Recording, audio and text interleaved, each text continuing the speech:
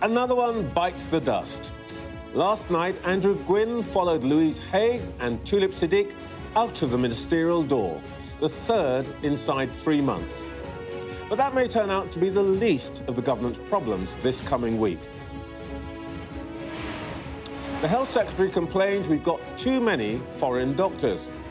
But if not them, who's going to do your brain surgery? The Housing Minister says they'll build more homes. But with more than 1 million immigrants swelling the population each year, will anyone notice?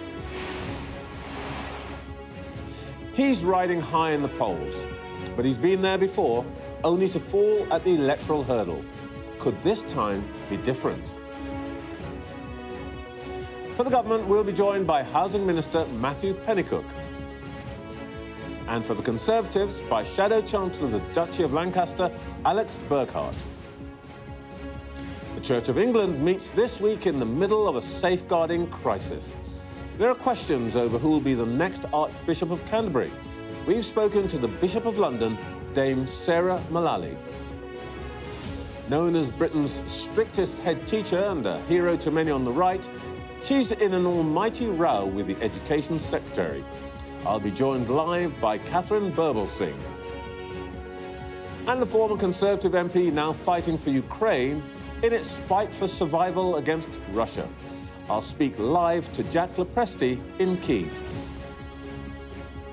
Plus, with us throughout the show, former Labour advisor and Keir Starmer biographer Tom Baldwin. Broadcaster Carolyn Quinn. And former Number 10 Communications Director Guto Harry.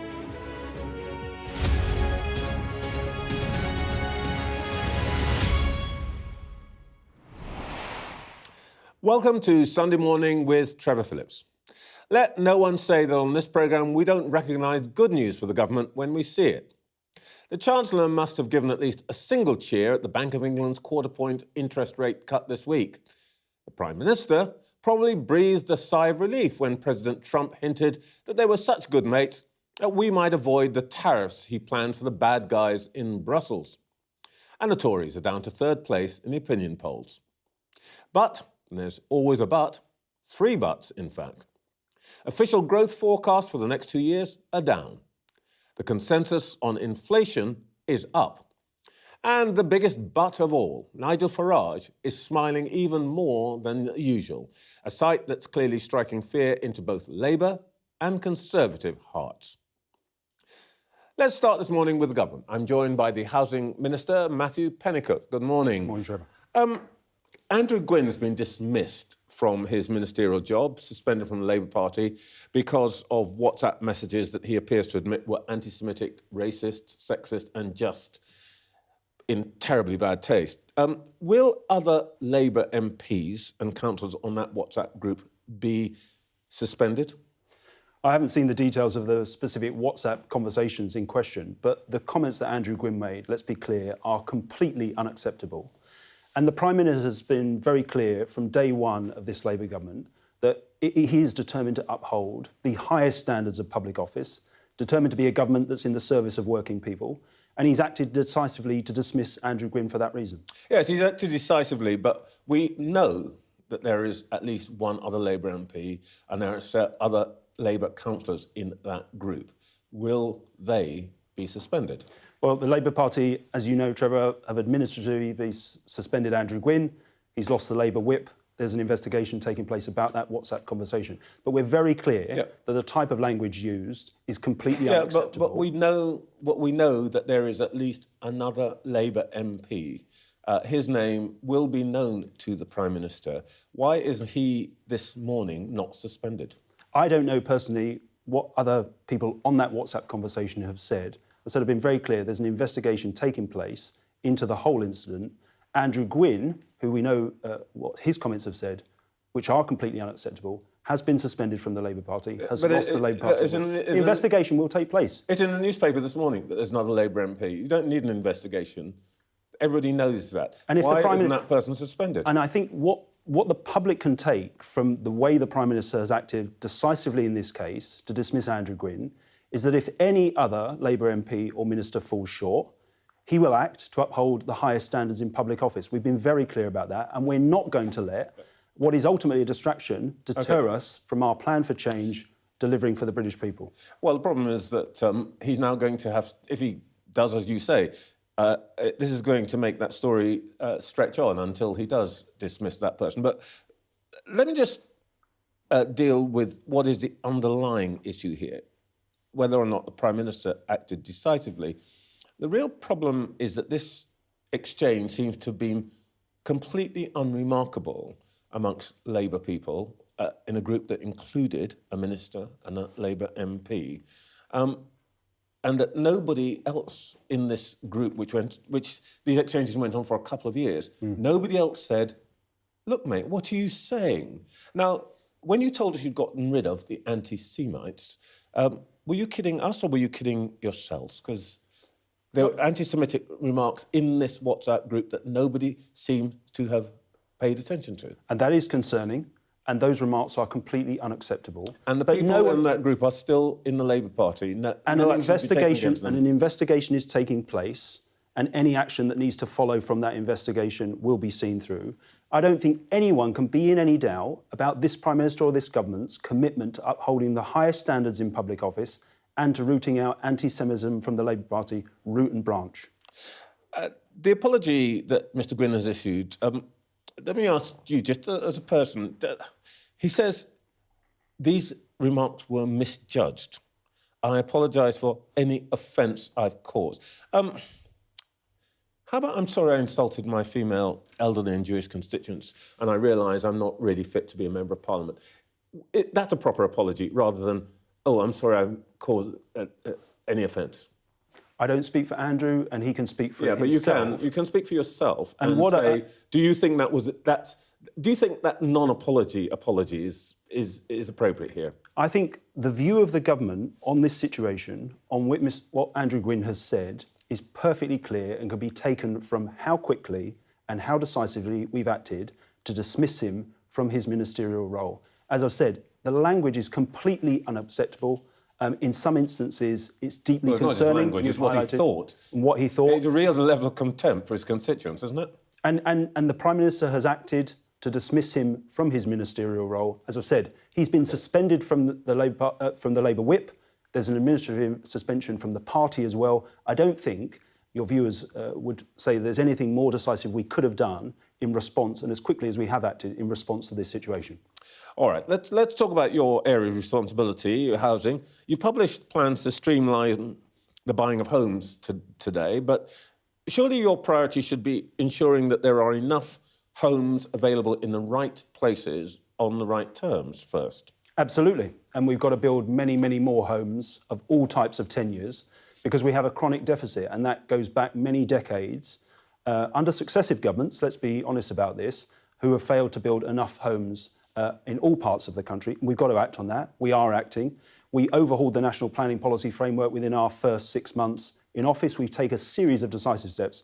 And the announcement we've made today, which is a small but important part of that plan for change, boosting living standards, meeting that 1.5 million new home target, will make a difference. It will speed up the home buying and selling process. At the moment, it's too costly, it's too stressful. Huge numbers of house sales fall through. That costs the economy around £400 million. So we're taking action on that. Increased protections for leaseholders as well, as part of our home ownership drive to protect them as we move to bring the leasehold system to an end completely. But it's just one step on a wider push. You're promising 1.5 million homes during this parliamentary term, but over that period, the population is going to increase by just over 2 million people, mostly immigrants. Is anybody going to notice that you've built these new homes? Because they're going to have to house people who come into the country. I'd say a couple of things on that point. I think the projections go back to some of the trends under the last government. And we've been very clear. The inheritance we've been given from the previous Conservative government is dire in this sense. We have got to restore order to the asylum and immigration system. We've got to bring down levels of net migration. We're committed to doing so. But even if migration wasn't a factor in the housing crisis, it's just one of many factors. I think you'd recognise that, Trevor. Yes. House sales, prices, taxation policy, all of these are factors. Even if there was no net migration pressure on housing, we would still have to build huge numbers of homes of all tenures because of that chronic mismatch between supply and demand over many decades. Yeah, there is great pressure. But actually, you just said something, if I may say so, it's extremely interesting. You are, by implication, saying that you're going to bring immigration numbers down below the 315,000 number that the Chancellor used in her budget projections. So now now we know we've got a Labour target, that immigration is going to dip well below that 300,000 we don't have a target. Forgive me, you're putting words into my mouth. We don't have a target. No, I'm just interpreting the word you said. We've been very clear that levels of net migration need to come down, and that will relieve pressure on the housing My system. point is they need to come down below. From what? We're not going to set arbitrary Come targets. down from 900,000, from the 700,000, or from 300,000 that's in your target, Trevor, that's in your budget projections? What we're not going to do is set arbitrary targets on migration like the last government did. We're going to take real action to bring down levels of net migration. I'm just trying to get clear what you mean when you say they're coming down. What are they coming down from? The actual number that came across last year, 900,000, or the 300,000 that Rachel Reeves incorporated in her budget? They're coming down from an inheritance where we've seen migration at unprecedented levels. You'll know the figures between 2019 and 24. We've seen at some places immigration levels at nearly 1 million. They've got to come down from that level. When it comes to skilling up the workforce, we've got to do more. And that will relieve pressure on the housing crisis. But the point I'm making, I think your viewers will recognise, is even if net migration wasn't a pressure on housing, and it's one factor amongst many, we'd still have to build a huge number of homes of all tenures because of this chronic mismatch. And we're taking decisive action to ensure that's the case. All right. Let's just deal with another aspect of this. Your colleague Wes Streeting complains this weekend, too many foreign doctors. But you've capped the number of medical students in training at just over 8,000. The previous government did too. So there's actually no real chance of reducing our dependency on foreign doctors. Isn't this just about a political signal that you're sending out that tells us how worried you are about Nigel Farage? No, I don't think it's a political signal. It picks up on our previous conversation about levels of net migration. We have to end our dependency on sources of foreign workers. Construction, my own area of expertise, is a similar challenge. And it is a challenge. We're short of 100,000 a year, I gather. And we have been overly reliant on overseas workers for too long. I think I'd make 2 points in terms of what the government can practically do to ensure that situation is turned around. First, we've got to do more to skill up our own people. I think everyone's agreed on that point. There's already work underway. For example, there's £140 million invested from industry in over 30 new home building sites. I'm putting Wes Streeting's point to you. He says too many foreign doctors. And my question is, what are you going to do about that? Or is this just noise? It's not just noise, and the government OK, you're going to stop foreign doctors coming in? And the government has, across departments... Raise the cap. What are you going to do? A joined up... I'll let Mr Streeting speak for himself on the workforce plan for the NHS. But the government has a cross-departmental plan to boost skills in the right areas. I'm trying to explain to you what we're doing on construction, and that will start to feed through. But more importantly, I think when it comes to home building, we've also got to reform, we've got to improve productivity. There are things we can do through new methods of construction, which will make things more productive. But we need the certainty of pipeline on homes coming through to ensure that those new methods can come. OK, I'm only interrupting you because I want to give you the chance to explain your boss's conduct, if I can put it that way. The Grenfell families say that Angela Rayner was in some way dismissive, didn't consult them properly over the plans to bring down the tower. Was there something in Angela Rayner's manner that led them to feel that she wasn't really paying attention to them?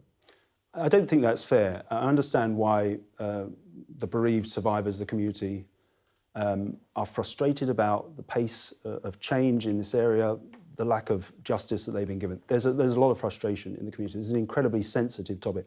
The Prime Minister and the Building Safety Minister have engaged extensively with the community. They've had an ongoing dialogue. They've had multiple avenues to feed in. It is a sensitive issue, and I think the crux of the issue is there's no consensus on what should happen to the tower. You know, some people want to see that tower remain... But you're going to bring it down, aren't you? We are going to bring it down because through independent expert advice, we've been told that it's unsafe, that it is degrading. We're going to bring it down, though, I think importantly, in a sensitive way, not demolishing it, in a sensitive planned reduction over 2 years after the 8th anniversary. Matthew Pennycook, thank you very much for your time this morning. Thank you very much. Right, let us see what our panel made of all that. We're joined all morning by the former Labour advisor and Keir Starmer biographer Tom Baldwin, broadcaster and journalist Carolyn Quinn, and the former Number 10 Communications Director Guto Harry. We're all grown-ups here, and we've all been involved in the rough and tumble of politics.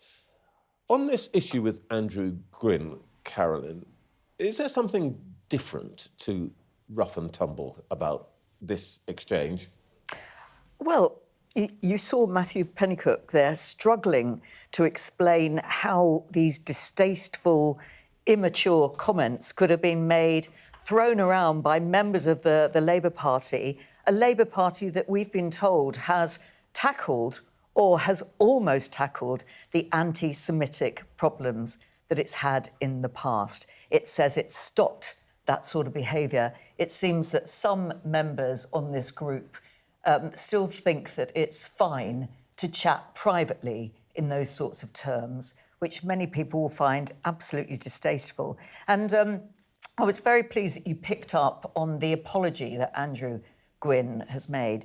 I hate this any offence caused type apology. If you're going to apologise and accept that you will have really upset people with that sort of sexist, misogynistic, anti-Semitic, distasteful language. Just own it and, don't say any offence caused. Tom, Matthew Pennycook, of course, rode on the fact that Keir Starmer's acted quickly, but he hasn't acted comprehensively, has he? Because there are other people in this group who, it seems, just let this pass. Yeah, this is the idea that if you're receiving these messages, you're as guilty as... nobody's saying you're as guilty. You have some shared guilt in that you're receiving messages passively, you're not taking... Yeah. No, we don't know whether somebody did do that. We haven't seen the content of this entire WhatsApp exchange. We've just seen extracts of the paper. What I would say, though, is that it's a very, very, very quick sacking. I mean, his feet have not touched the floor. He's out. And I think that's a good sign. There's a reason for that. Because this sort of story creates the impression that that's what politicians are really like. Yeah, they say this stuff in public, but privately, when they're chatting to their mates, they despise voters. They make racist jokes. They despise the pensioner in their constituency. I don't think that's true. You and I know lots of politicians. Most politicians are not like that. And I do kind of want to... There's a sort of sense sometimes in the way these things are covered that, at last, they've been unmasked. This is a sign of what all politicians are like. This is an exception, and he's been exceptionally fast removed from the government, and that's absolutely right. Guto? I don't think Andrew Gwynne genuinely wants a pensioner to die by the next election because, she hasn't voted for him. But he did say it. And so it comes back to why would you say it? Why would you say it in the pub when you're, 3 sheets to the wind is sort of mysterious enough? Why would you, in the cold light of day, actually put that in writing for a WhatsApp group? That's the thing that keeps astonishing me over and over. We've got to acknowledge that Keir Starmer's acted quickly. Sometimes, I think, people can act too quickly here. I think there is a case for due process. And in considering what exactly the implications are for others, he's right to pause and check. If you happen to be on a WhatsApp group where somebody, when you're not even watching it, says something... You're going to say that, Guto, because your old boss never wanted to sack anybody for anything. Well, he did believe in due process. He did believe that the final word should go to the democratically electable person, not some sort of great and the good sort of lord whatever who's been brought in to be the standard sort of arbiter. Often those people have very, very blunt instruments. So, yes, he was right to do that. But he did move decisively once he was in full knowledge of the facts. And I think that is really important in public life. And noises off, like this, Labour do not want to be disrupted from the agenda that they're trying to push already. And they've already got, if they've got a grid of things that they want to talk about, they've already got a disruptor on the other side of the Atlantic who seems to be changing the agenda quite regularly. So this is something they could have done without, and they have acted quickly in this case. But this is a problem, isn't it, Tom, that actually whatever view you take about that, there's noise. And actually, whatever the government wanted to the public to hear from it today and tomorrow, is really not going to be heard. And he has to keep doing this. Events. Yeah. And the way you respond to events says a lot about as much as about you as a government as what you actually want to say in the first place. And yeah, you rightly sort of picked up, Gita, about how these sort of things used to be handled. You know, where these would drag on for days, weeks even, with Boris Johnson clinging on to someone or other Tory prime ministers clinging on to someone. I think it's actually quite a good sign that when you see Andrew Gwynne's comments, that there's no way this man can remain a Labour MP, and he's out before the ink has dried in the newspapers. But steady, you can't have it both ways. You spent 4 years or however long Keir Starmer's been there in opposition, banging on about any time a Tory, and there was lots of opportunities for this, did something a bit like this, you would say this is evidence of the rottenness of the entire Tory establishment. And suddenly this one's now become, this is a bad guy and he's got rid of him, problem solved. No, it's a very important distinction to make here. Because I talked to Keir Starmer a lot about this before the election. And of course you're going to get scandals in a Labour government. He knew that. He said the differences will be the way I respond. No. And he said you can say it in opposition, but people won't know it until they see it. And the speed with which he reacted last night, I think, says something about him. I have to butt in on that one because he said that, and then who was at the heart of one of the first sleazy kind of allegations? But he himself, wearing glasses every day, paid for by a Labour donor, wearing suits, paid for by a Labour donor. Do you think there's moral equivalence with that and parties in Downing Street? Having acting lessons on Christmas Eve. What was that about? Having acting lessons on Christmas Eve? Working rather than vomiting up the walls. That were actually in breach of COVID lockdown rules. My point is, you can't have it both ways. People in glass houses should not throw stones. He made his name off the back of throwing stones at people, and he's come in and he's just as vulnerable as anyone else. That is a classic example of false equivalence. OK, boys. Two insiders and an observer. Here we have it, and that's a very good illustration. OK, boys. Speaking of glass houses, let's talk about housing. That's a terrible segue, isn't it? But anyway, Matthew Pennycook has got to build 1.5 million houses. They have got a problem, which is that the numbers of people coming into the country, 2 and a bit million over the next parliamentary term, the aim of building more houses is to make people feel there's more supply, more availability, bring down rents and so on. But if you've got more people packing into these new houses, it's not going to be felt, is it? There is a problem of meeting targets as well. What is it, 300,000 a year need to be built? Yeah, 1.5 million over the term. So even if they were trying to meet their targets, that's a problem. You're right. And by the way, we haven't met that 300,000 target since the 1970s, I think. It hasn't been met yet, and the numbers will probably keep changing in the run-up to the end of the Parliament. Labour wants to talk about 1.5 million houses by the end of the Parliament, maybe not what they're going to build year by year. But you're right to point up the question about net migration, but also the fundamental point that we are relying on foreign workers, not just in the health service, but also in the building industry. So, without bringing in those workers, how on earth will Labour be able to meet that target? It takes a long, long time to train up a doctor. It also takes a lot of skill to get a skilled building worker. So, I think there's a real issue there. This is a non-partisan point. I mean, Guto, Boris Johnson failed to do. In fact, Boris Johnson turbocharged it. We've got up to 900,000 coming net migration. How do you solve this conundrum? Spot on in the end. It depends what is the most important thing for you. And if you are the Reform Party, you think that you want to cut immigration come what may. If you believe in growth, then the truth is you need foreign workers because they are more willing to work, they're more qualified to work, they're more useful in so many sectors, whether it's care, which is quite low skill but really important, big hard, or in construction, or at the high end, the surgeons. And so you cannot simultaneously want better public services, reduce waiting lists, more houses, and actually have a massive, genuine clampdown on migration. You've got to make a choice there, and you've got to sell the choice that you make. Tom, I'm going to come back to this because I'm going to talk to the Conservatives now. Tomorrow, their leader, Kemi Badenoch, will have been in post for 100 days. But with reform still riding high in the polls, is she having any impact? Well, earlier I spoke to the Shadow Cabinet Office Minister, Alex Burghart. Alex Burghart, do the revelations about Andrew Gwynne not just bring the Labour Party into disrepute, but the whole of politics?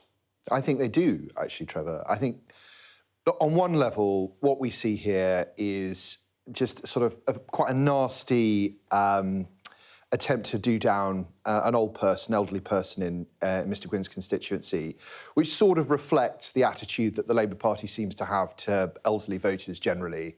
You know, Labour lied to them about, what they were going to do to winter fuel. They lied to them about sort of various things in the budget which affect them. And so, not that surprised to see it. I think what's actually more sinister is that in one of Mr Gwynne's tweets, he refers to a constituent as being too Jewish. And that really does suggest that just beneath the surface, between all the sort of the window dressing that Keir Starmer's done, that with senior Labour politicians, there may still be a very serious problem with anti-Semitism, and I hope that the Prime Minister will get to grips with that immediately. Well, to be fair, he has sacked the chap pretty instantly, which was not a feature of the Conservative Party's behaviour in government. He sacked and suspended Mr Gwynne, right? But that was a big WhatsApp group with a lot of other Labour members on.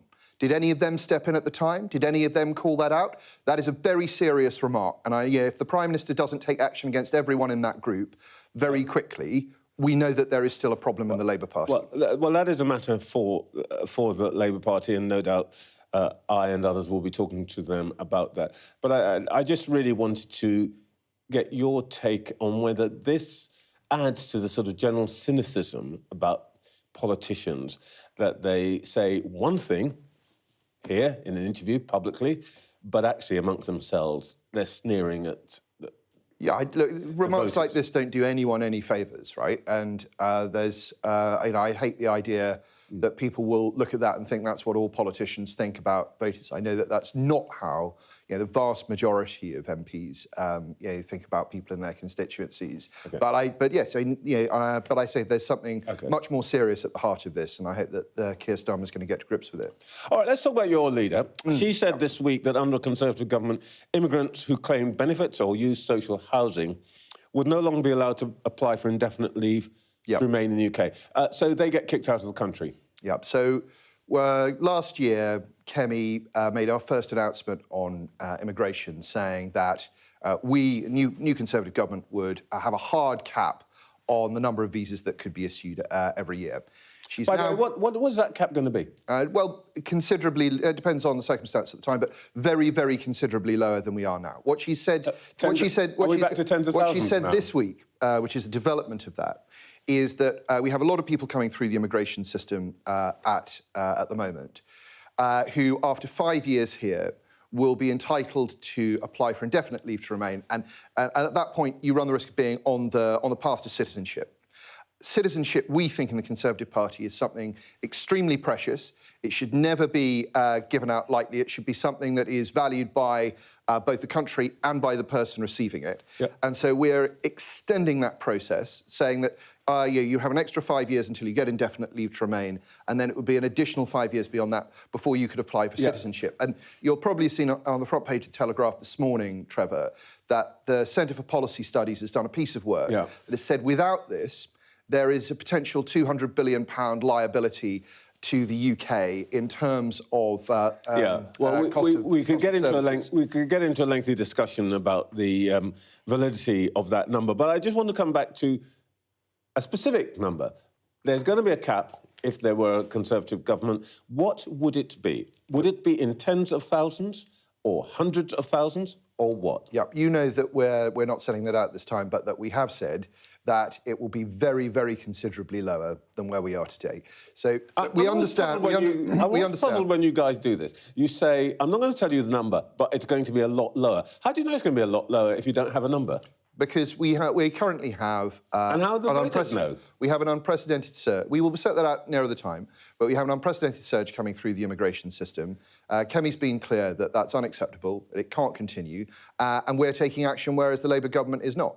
All right. Look, one of the things that she said is that you want to remove those who are not net contributors. Yeah, let's say What that are they your wouldn't. criteria for net contribution to society? Well, if you're taking more out of the system than you're putting in, let's say that if you're out of work, you're clearly in that situation. So we want people who, when they're here for the long term, they are contributing to the UK economy. Let's say that they're putting more in than they're taking out, and that's why we've said that we'll set out criteria that achieves that. So the Conservative Party's view about contribution to society is that it's really all about money. If you are taking more in money than you are putting in, then you are not contributing. What does that say to a low-paid social care worker or a nurse? If a UK citizen, entirely different. Foreign. Most of the people in those categories are foreign. No? We're saying that people who want to stay in this country long term should be making a net contribution to the country. I don't think that that is unreasonable at all. Nobody has an automatic right to come and be part of the wonderful society that we have here in the UK.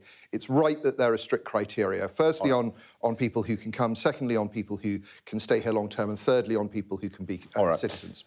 2 weeks ago, your leader sat in that seat and said to me that she wouldn't be rushed into announcing new policies. Less than 2 weeks later, she's holding forth on how to get immigration numbers down. You're being panicked by polls showing reform ahead. Absolutely not. You'll have heard, because I know you follow these things very closely, Trevor, you'll have heard what Kemi said at the outset. I listen to every word you say. I know you do. You're extremely attentive. And that's why you will have heard her say last year that the vast bulk of our policy work requires incredibly deep thinking. But there are also And then I heard her say last week, I'm going to give you a policy on something that I said 10 days ago I'm not going to give you a policy on.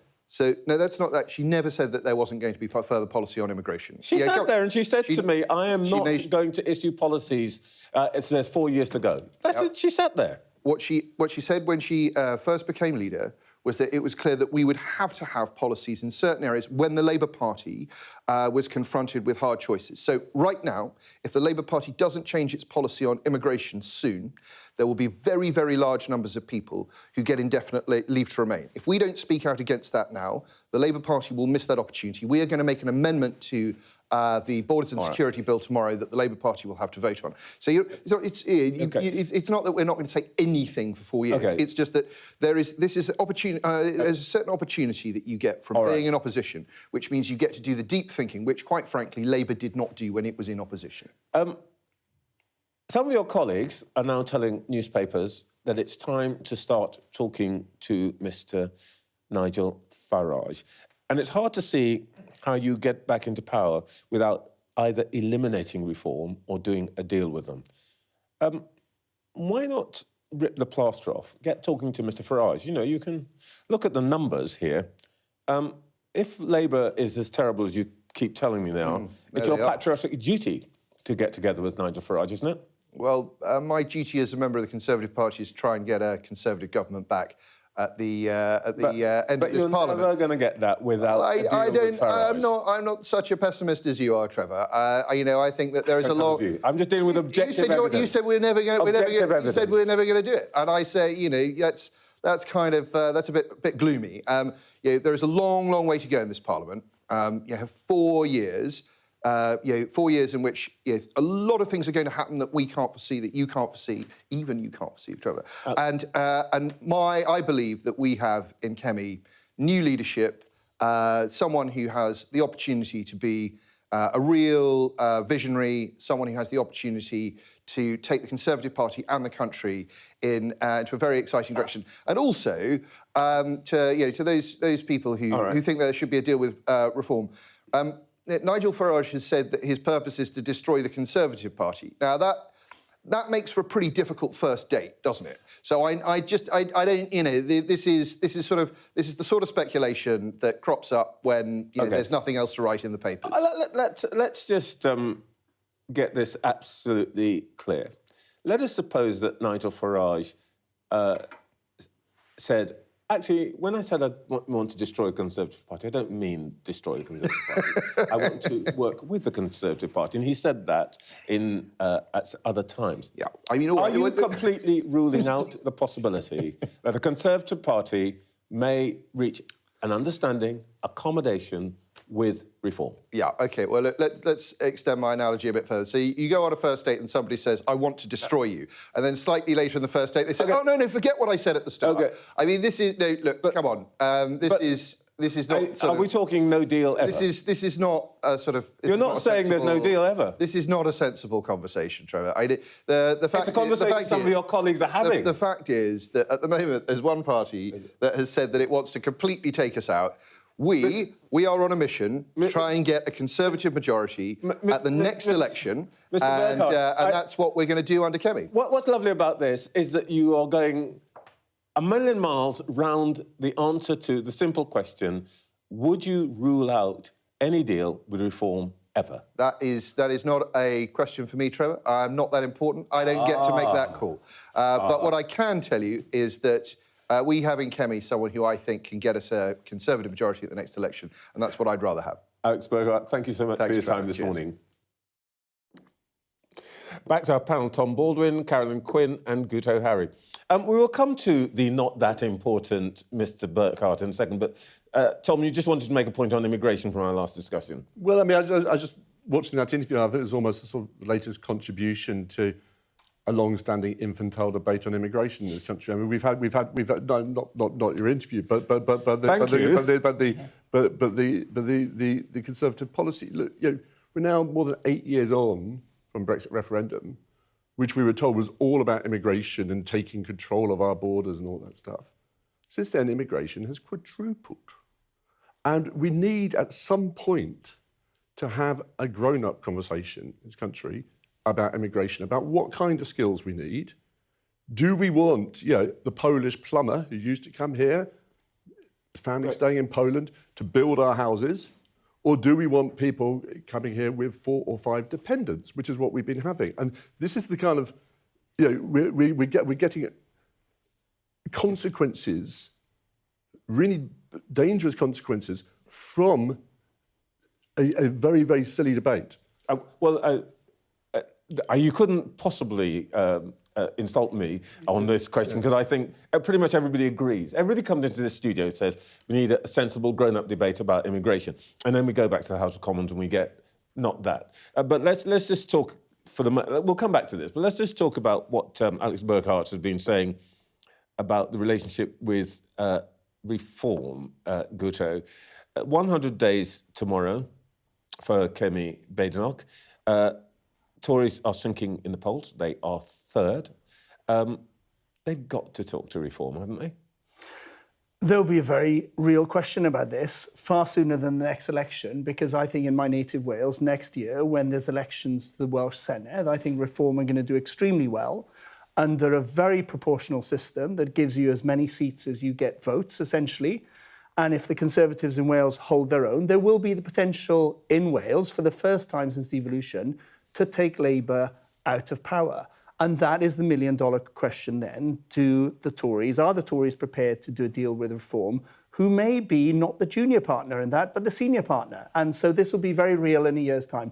For now, the issue for me is that the Conservative Party is, whether you like it or not, arguably the most successful party in the history of democratic politics in terms of its ability to reinvent itself and win power.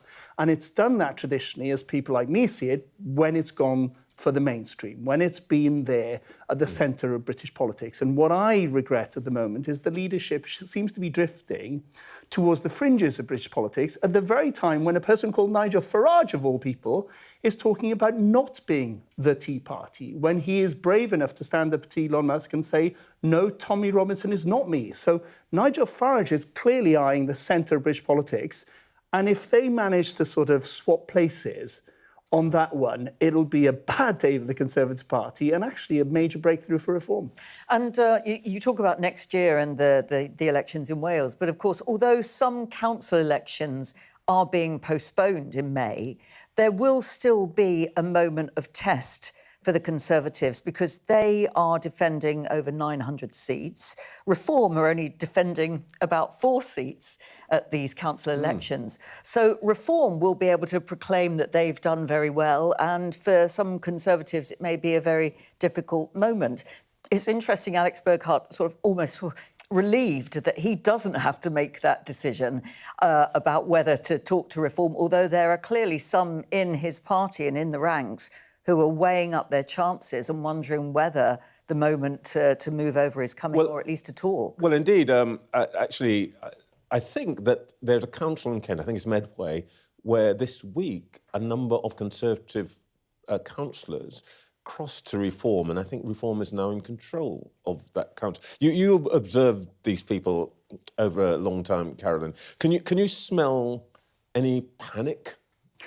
I think the announcement on the immigration policy, as you were pointing out, I think there was an element of panic in that, because there was a sense before that Kemi Badenoch was weighing up, was thinking that it was going to be more about vibe than actual policy. Suddenly a policy comes out and it's instantly picked apart because it doesn't seem to have been properly thought through before being announced. So I think there is a panic about that. There's a panic about Reform standing on the sidelines and almost chuckling over what's happening within the Conservative Party. So there'll be a lot of deep thinking about this. All right, well, let's take a slight detour from the conventional politics. The former Conservative MP, Jack Lepresti, lost his seat at the last election. It's nothing unusual there, lots of his colleagues did. So what next? Many go into business. They plan for a return one day, or they just nurse a bruised ego. But Jack Lepresti went to Ukraine. He joined up with the armed forces there to fight Putin's invasion. And no doubt he drew on his own military background. And he joins me now live from Kyiv. Good morning, Mr. Lepresti. Good morning. It's Jack. Jack. Thanks. What made you do this? Well, the last time I spoke in the House of Commons, I said that the defence of the UK began in Ukraine. And I've been coming here for 2 years now, regularly, helping with charities, doing work with defence manufacturers in my own previous constituency. And about a year ago, I thought to myself, well, politics looks difficult for us as a party at the moment, to say the least. And if I were not re-elected, then I'd come out here and do whatever I could to help. And I knew in the back of my mind I'd more than likely end up in the military, which is where I am. How close to the front line are you, by the way? Well, at the moment, I'm sat in Kyiv. Last week, I went to Poltava and Kharkiv. So my job, I do travel around a bit. I went to the front line, actually, when I was still a member of parliament about 18 months ago up at Zaporizhzhia, to see British kit and equipment being used, which was a very proud moment for me. Lots of people will be very curious about this. Most people would be anxious about doing something like this, never mind somebody who's been in public life in the way you have been. Can I be direct about this? Is this in some way an emotional reaction to losing your seat? No, because as I say, it was something, I've been coming here for 2 years, and about a year ago, I knew I'd probably end up in this position, and I feel very privileged that I'm able to do what I can to help. And what you need, with respect, what people need to remember is that the Ukrainians are not only fighting for their own survival, their own freedom, their right to exist as an independent nation. This is also our battle, which is why we've done so much to help in training and military equipment. We know what Putin wants, which is the restoration of the Russian Empire. This war started over 10 years ago with the annexation of Crimea. And if Ukraine falls, if we fail here, then we know he won't stop. So, this is a battle for Europe. And if Putin succeeds, it's a green light for dictators everywhere, and we'll all be in it. It is obviously existential for the Ukrainians, but we see this through television pictures and at a distance. Talk to us about what it actually feels like to be there. What's the morale of your fellow soldiers and so on? Well, the morale of the Ukrainian people, to begin with, is incredible. I mean, they've had so much to deal with in the last 3 years, or perhaps back to 2014. and they're still willing to fight and sacrifice to free their land and remain a free and independent people. And it's astonishing and inspirational that they're still willing to fight.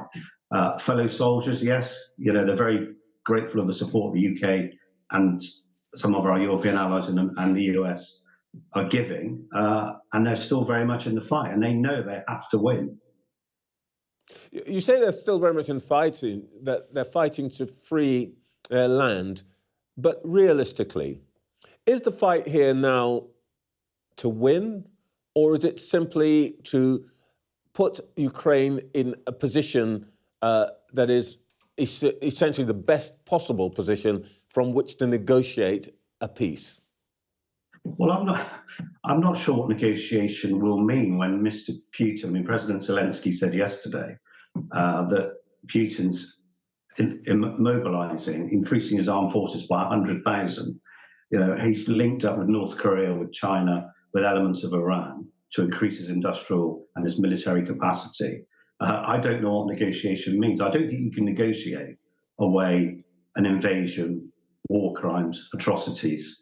The Ukrainians know they have to win to remain a free, independent, sovereign nation. It's coming up on 3 years now. How long do you think that the people that you are fighting next to are going to tolerate this and continue fighting? Well, as long as it takes, because the alternative will be catastrophic for Ukraine and for the rest of the world. I volunteered and I will stay here for as long as I'm needed, and I'll do whatever I'm asked to do and whatever I'm needed to the best of my ability. And that's pretty much the feeling amongst the military and amongst the civilians here. Tell me a bit about your own feelings about this. I know that you're doing... Sorry, I missed that. I missed that, sorry. I was asking if you could talk a little bit about your own feelings at the moment. I know that some of the time you're doing organisational work, you're doing procurement and so on, but some of the time you are clearly in the danger zone. What essentially motivates you to risk your life? I understand the grand point about freedom and so forth, but why you? And what's driving you there? I feel very privileged that I'm able to come here and help and serve and volunteer. So I feel incredibly privileged and honoured for that. You mentioned my military experience. It was very modest and quite a while ago, so that wasn't in my thinking. But obviously, I've done an operational tour before and I know the basics. But you were in Afghanistan, I think. Yeah, this is our fight. I cannot reiterate that enough, really. If Ukraine falls, then we know what comes next. Estonia, Poland, Lithuania, a war with NATO. Perhaps the Chinese will look and say, actually, these guys won't fight, so we'll move on to Taiwan. This is a must win. And that's what I'm motivated by. Jack Lopresti, thank you very much for your time this morning. Stay as safe as you can. And thank you for talking to us. Thank you. Next, I'll be joined by Catherine Birbalsingh as the woman called Britain's strictest head teacher launches a blistering attack on the Education Secretary.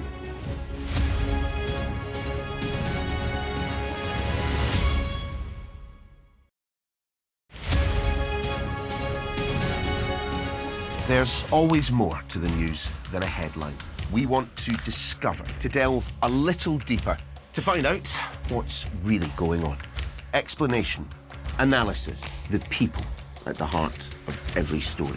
I'm Neil Patterson, and this is the Sky News Daily Podcast. Alex Crawford joining us now from Ukraine. Their personal possessions are all scattered around the place. Our economics and data editor, Ed Conway, try and make sense of the big numbers for us. Things can change incredibly quickly, and that's what they have done. So, by the end, we'll hopefully all understand what's going on in the world just that little better. Available wherever you get your podcasts. It felt akin to riding into some sort of Armageddon. Many other areas have been hit badly. There are shells coming in every few minutes. I'm Alex Crawford and I'm Sky's special correspondent based in Istanbul. Oh. getting up close and personal with a rhino. This is what makes the job so fantastic.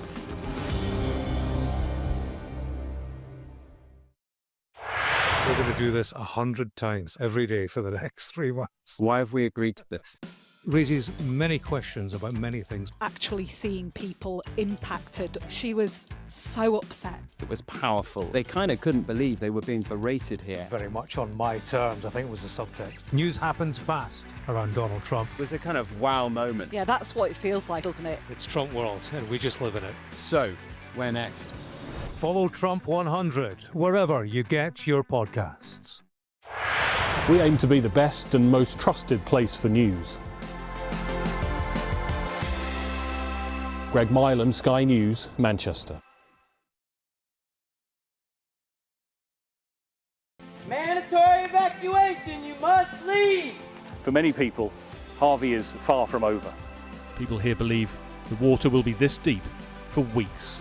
I'm Greg Milam, and I'm Sky's chief North of England correspondent. Are you trying to run me over, Sir Philip? No, go away. Look like it, sir. Will you respond to those who made accusations, Sir Philip? Can you go away? Sky News, the full story first.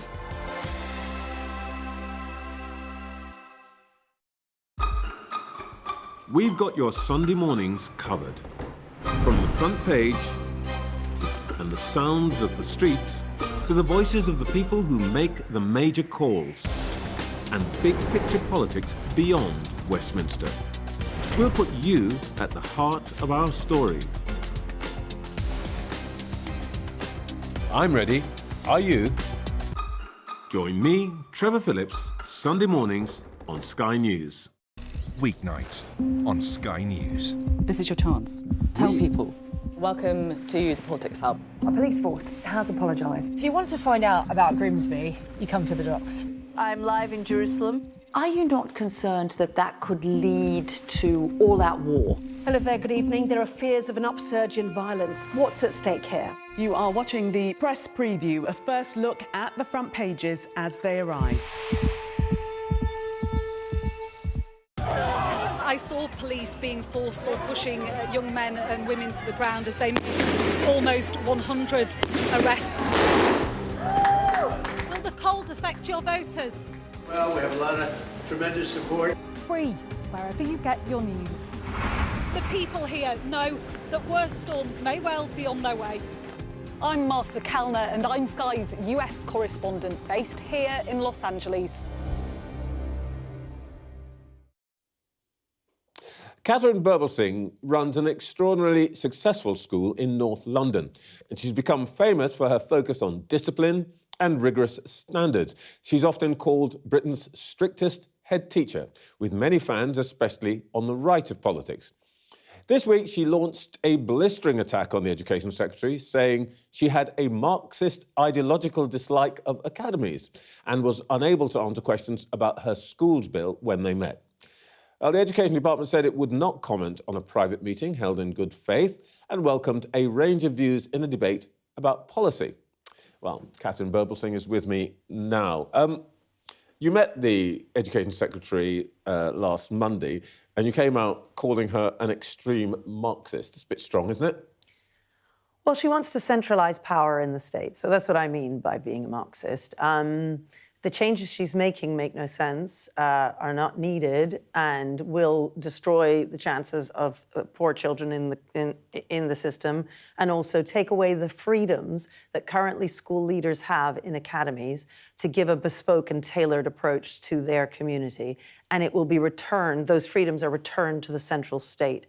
So the power then is with the state rather than with the leaders, and there aren't many freedoms. Freedoms to tailor your curriculum according to what your children might need, the freedom to be able to hire from different routes in terms of recruitment. You know, there aren't that many, but she wants to take them away. Well, let me put what I suppose might be the alternative view, that there is a case for ensuring that resources and pupils are distributed evenly and fairly between schools in an area, rather than just leaving it to the principle of every man for himself, devil take the hindmost.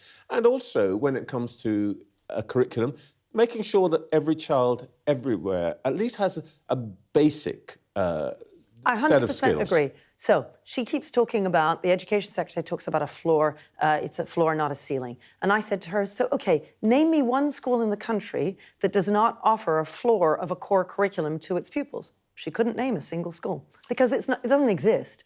The other thing I said was, what would you say to a mum who's desperate to get her child into a good school, and the places at that good school have been reduced thanks to Clause 50 in this bill, and we've increased the places at the other school that the parent doesn't want their child to go to, but now there are no places in the school that you want your child to go to because the good schools simply have fewer places, which means the good schools have less money, fewer teachers. What do you say to her? She was unable to respond. Well, you say, by the way, that name me a school where this doesn't take place.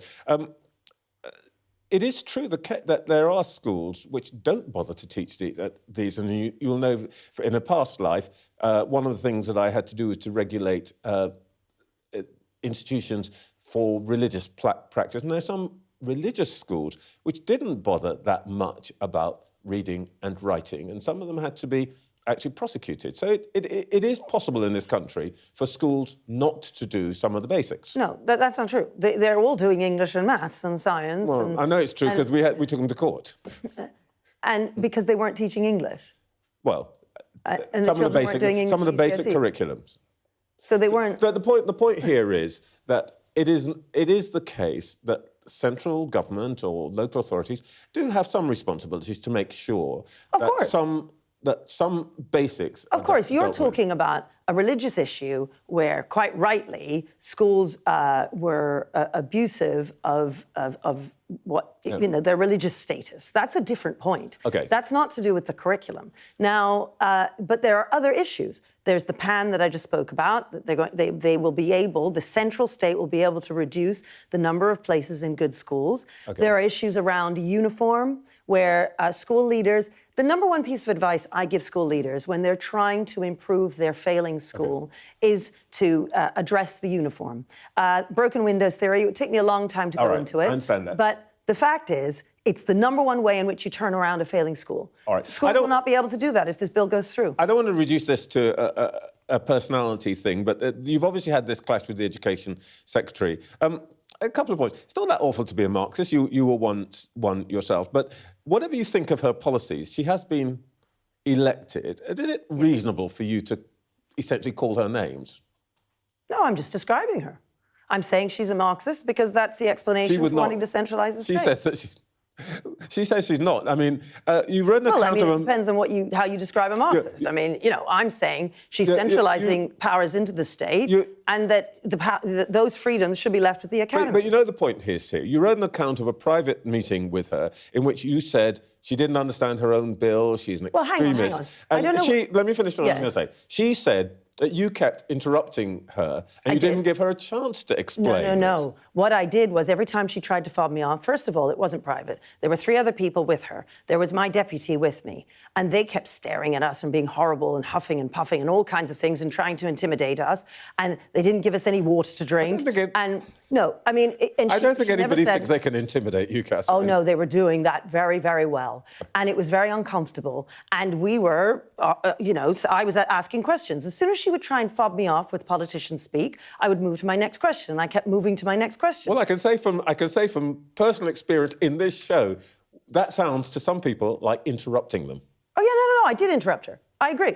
I interrupted her. And perhaps I deserve a bit of a detention for that. But the fact is, I am David here trying to fight Goliath, and I want to hold her to account. And I'm not going to get fobbed off by platitudes and politician speak where she's not really answering my questions, which is exactly what was happening. OK, I'm not having you take over this seat. You've got great self-confidence about all of this. And you say in your letter that the government should be listening to practitioners, to teachers, heads, and so on. But you're not the only practitioner in this. And pretty much every teaching union, including your fellow head teachers, broadly back her and criticise you. But that's not true. Is it the case that everyone who disagrees with you is just a bit stupid? No. What you're saying isn't true. School leaders across the country are up in arms about it. It is They're the fact representatives. That Well, no. They are very worried about this bill. Loads of school leaders are worried about this bill. Some have spoken out. Many people are awkward and don't want to because they don't want to get themselves into trouble, which is understandable. Look, there are over 100, there are just about 100, almost 100 schools that got over +1 on Progress Aid.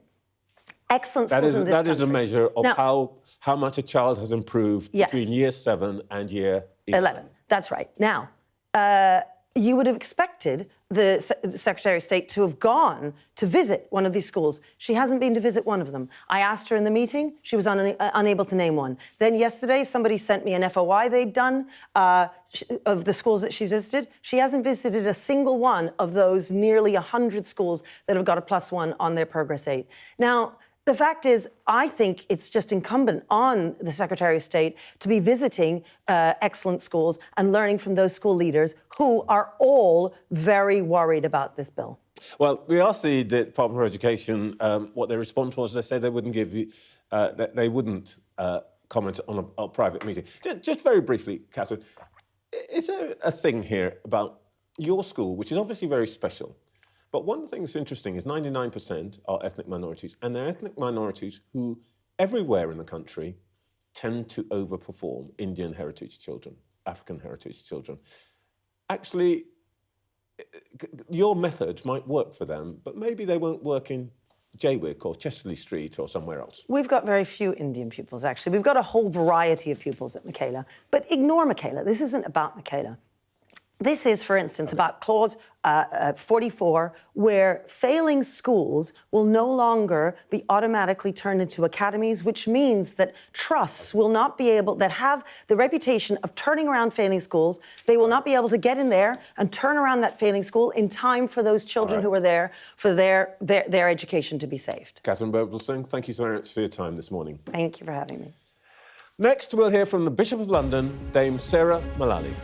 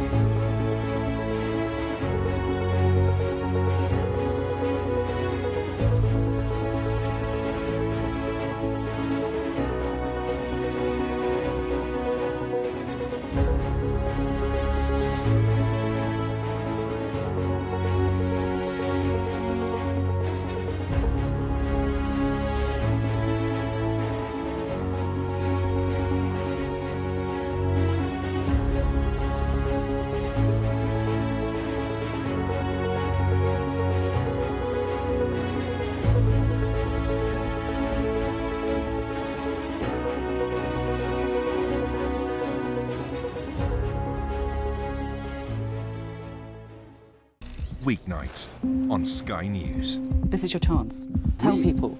Welcome to the Politics Hub. Our police force has apologised. If you want to find out about Grimsby, you come to the docks. I'm live in Jerusalem. Are you not concerned that that could lead to all-out war? Hello there, good evening. There are fears of an upsurge in violence. What's at stake here? You are watching the press preview, a first look at the front pages as they arrive.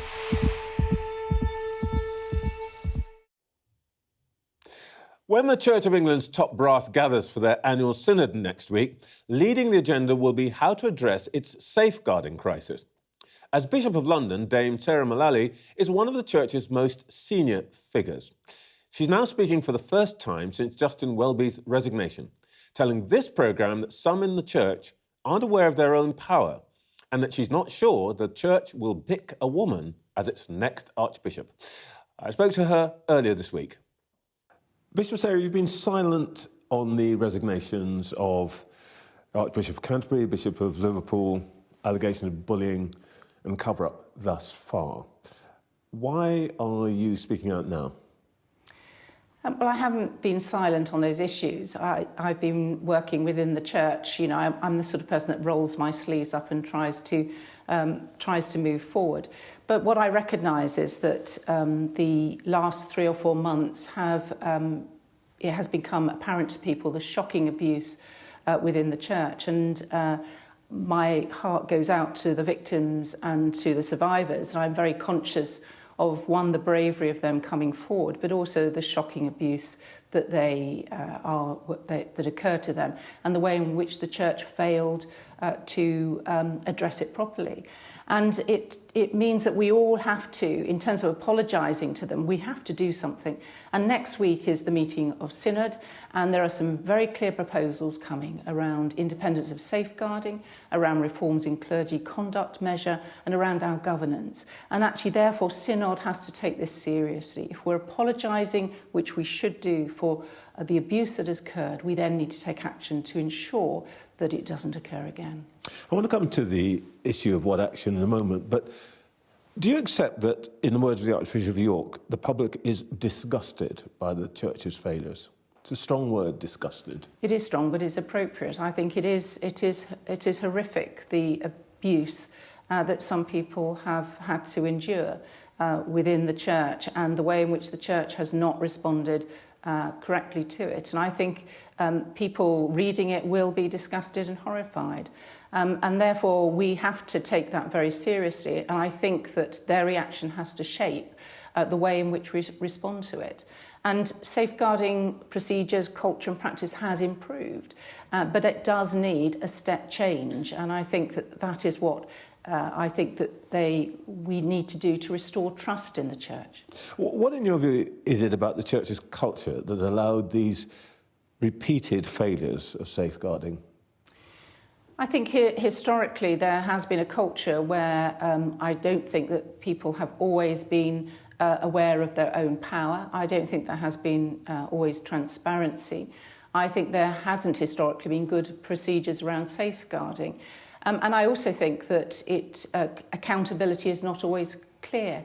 We have seen improvement in safeguarding practices, and the proposals coming to Synod about independence is the next step in that. But also I think it's very hard around accountability. In the NHS or the civil service, it's very clear who I was accountable to and what for, and what would the HR sort of processes for dealing with things when they went wrong. And I think in the Church, whilst I swear an oath of canonical obedience, where I part of common tenure, they're not strong enough to hold us to account. And therefore, I think along with the improvement in safeguarding, we do have to take seriously accountability, ensuring that these terrible things will not occur again. But do you fear that there are still people within the Church who present safeguarding issues, that it isn't just a matter of a few bad people, but there may be people who are still doing the things that you describe as shocking, that Archbishop of York described as disgusting? I can't guarantee that there aren't, but what I do know is that our safeguarding procedures and structures have greatly improved over the last 10 years. So we have really high qualified safeguarding teams within each diocese. There are parish safeguarding officers in every church, and they work very hard to ensure that the environment in which they are in is safe. And if risks arise, that they are dealt with properly and appropriately. And I do believe that there is no doubt in my mind, we have improved. The proposals at Synod around independent safeguarding is really there to say that taking the advice of the J report to say that those professionals and the structures and scrutiny needs to become independent. And that is building on what we have already done within the church. So I am confident that structures and processes, cultures are better. But it is something I can't guarantee around what is happening in the thousands of churches across this country. But I do believe it is better, and they will pick it up much quicker and manage risks that are there. Let's talk about the other point you made, which is about accountability. I was very struck by a phrase in your article for the Church Times. You said, "A sword pierces my soul when I reflect on my part. What have I failed to do to prevent this hurt?" Where did you fail? Well, I think that, I am the sort of person coming into the church as I did, having had a sort of another life before, to share my learning and my reflections around a whole series of things, but also safeguarding, and very much rolling up my sleeves to try and improve our structures, our culture. But what is clear is that we still see that the church continues to fail in both disclosure, in managing disclosures and supporting people. And therefore there is no doubt I have to self-reflect and say, well, where did I not, where was my omission in what I did and what I could have done better in that way? And I think that's where to be part of a church to which I believe I'm called to see the way in which it has hurt and continues to hurt people, is a great sorrow for me. And I recognise the hurt that we've caused victims and survivors, and I'm sorry. And the sense of which recognise your failure means that you then have to say, well, where could we do more? So whilst I think the proposals going to Synod begin to move on that way, I think there is more that we could do. It's not just our safeguarding structures, it is our HR structures. It's also around how we're governed. We are still very slow at making decisions and making change. We do have to do more and we have to do better. But the reason I was struck by this is that it's such, if I can put it this way, a contrast to what the former Archbishop of Canterbury said in the House of Lords when he spoke of the institutional and personal responsibility in a way that, to most people, felt a little bit like saying, well, I might have been there, but I wasn't particularly involved. By contrast, you said that you bear some personal responsibility. Well, I feel I do. You know, I am a bishop in the Church of England. I have a cure of souls for example, the Diocese of London, but also a wider role in the House. And I think that we have seen improvements. But as I said, I think we can go further and we can go faster. And so therefore, I will play my part in the synod that's coming next week to make sure that we do pass the motions that relate to independence and the clergy conduct measure. But I also think we have to go further. All right, well, look, a big signal will be who becomes the next Archbishop of Canterbury. Unless you want to tell me that you're going to be a candidate. Let's come back to that. But look, the question that some people will ask is it time for a woman to be the Archbishop of Canterbury? Well, to answer your first question, I'm not going to be the Archbishop of Canterbury, and there is a process that is set up to look for the next Archbishop of Canterbury, and you and other people can take part in that process. But I think what we have to be clear about is that... When you say you're not going to be, is that because you don't want to be, or because you think the Church wouldn't accept a woman? Well, there is a process set up to look at for the next Archbishop of Canterbury. I think it is entirely possible that there may be women in that shortlist. Whether the Church of England will appoint a woman, I am not sure about. But I think what we also have to recognise is that resolving the situation that we're in at the moment, the improvement of safeguarding in our culture, is not down to one person or the Archbishop of Canterbury. That we have to all play our part. So even with a new Archbishop of Canterbury, they will need our support, the support of the House of Bishops, the support of Synod, to bring about the change that we're looking for. Sarah Mullally, Bishop of London, thank you. In just a moment, we'll hear once again from our panel.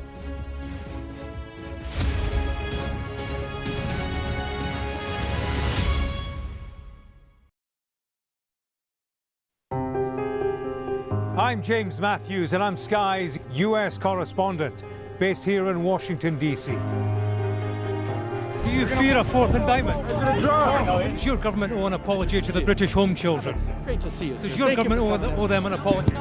The fact that they were intercepted, does that indicate a military weakness on the part of Iran? No. Free, wherever you get your news. There's no doubting the strength of this hurricane as it roars through. You can feel a devastating power. It had been a difficult night in a deadly storm. Bang, bang. You can hear it hitting the windows. Our houses are okay. It's depressing. As bad as all of this is, it could have been much worse. Today, this land they call sacred is at the heart of America's electric car revolution. To me, it's a sacred ground. The white gold rush is a race that Biden doesn't want to lose. I've covered some of the biggest stories in the world. Donald Trump, 45th President of the United States, it would appear is about to learn his fate. Escort coming out! San Quentin houses America's largest death row. They rarely allow cameras onto the condemned block. James Matthews, Sky News. I want to be treated equally like everyone else. It's one step closer to getting out, to getting off death row. Sky News. Get the full story first. Mr. Trump, James Matthews from Sky News. Hey, James. You're diminished by claims that you're a racist. Question? Mr. Musk, has your ignorance and ego cost Ukrainian lives? Vladimir Putin calls you outstanding. What do you call him, sir? He's from Sky News. He's entitled to ask me questions. The Premier League is exclusively on Peacock. Two of the league's biggest clubs find themselves at the wrong end of the table. And the mood turns extremely sour. Desperately chasing a win to turn their season around. It's a beautiful finish. Tottenham Hotspur. To Eriksen. Back towards Amma. Manchester United. This is the Premier League. February 16, only on Peacock. We've got your Sunday mornings covered. From the front page and the sounds of the streets to the voices of the people who make the major calls and big picture politics beyond Westminster. We'll put you at the heart of our story. I'm ready. Are you? Join me, Trevor Phillips, Sunday mornings on Sky News. Weeknights on Sky News. This is your chance. Tell people. Welcome to the Politics Hub. Our police force has apologised. If you wanted to find out about Grimsby, you come to the docks. I'm live in Jerusalem. Are you not concerned that that could lead to all-out war? Hello there, good evening. There are fears of an upsurge in violence. What's at stake here? You are watching the press preview, a first look at the front pages as they arrive. Back to our panel, Tom Baldwin, Carolyn Quinn, Guto Harry. Carolyn, in spite of the slight thick of it moment there with Sarah Mullally, material points you make news there. Possibly. And then what I thought was rather interesting was that she was pretty clear. She's the most senior woman in I think in the Anglican Communion worldwide, and she's saying pretty clearly she does not think that the Anglican Communion is ready for a female leader. Yeah, and I think she's probably right in that. What I find depressing about stories like this is it just feels like yet another institution that is being dragged kicking and screaming into not necessarily reform, because who knows, it might happen again, but at least some accountability for what's gone on within the ranks. The point she made. You know, it just feels like it happens over and over again, with loyalty to the institution being greater than loyalty to the people within it. I mean, it might make a difference eventually in years to come if a woman were to take over, but I don't think many people hold out much hope that that will happen at this point in time. It's a rather interesting point, because we've seen it in broadcasting organisations, not to be mentioned. We've seen it in political parties, that there is a tension between defending an institution that you're in and that gives you your livelihood or your identity or whatever it is, and what people in it might do to others outside it. That's what Keir Starmer would call putting party before country. You know, this idea that you're just there to defend your party's interests rather than do the right thing for the country. I think there's a bigger issue with the Church of England, because I think sort of less than 1% of people taking the Anglican communion worldwide now are in England. And I think the Church of England is struggling to sort of balance, or the Anglicans in Africa with the Anglicans in the UK and the Episcopalians in America. And it's struggling for relevance. In 21st century England, there should be gay marriages in Church of England churches. There should be, we shouldn't be having a debate about whether the Church of England is ready for a female Archbishop of Canterbury. The problem is that, there are very, very different social attitudes across the Anglican communion worldwide. Guto, Catherine Birbalsingh, who is the sort of becoming the Joan of Arc of the right, has got herself into a fight with Bridget Phillips. Where are you on this? I think they're quite evenly matched, because Bridget is one of the best communicators in the cabinet, I think, but in a sort of very bulldozy kind of way. And, I'd love to see both of them on your set. I think I'm with her to the extent that she says when she called her a Marxist, she was not trying to use it as a pejorative word. She was trying to say somebody who we've all been there. In more power for the state rather than more power for devolved organisations, in this case schools, defines you politically. And I think she's got a point on that. And there is a sort of controlling instinct here. I'm not so worried, not so well informed on this schools bill. But for instance, yesterday, new announcements about what academic research should do in terms of diversity inclusion.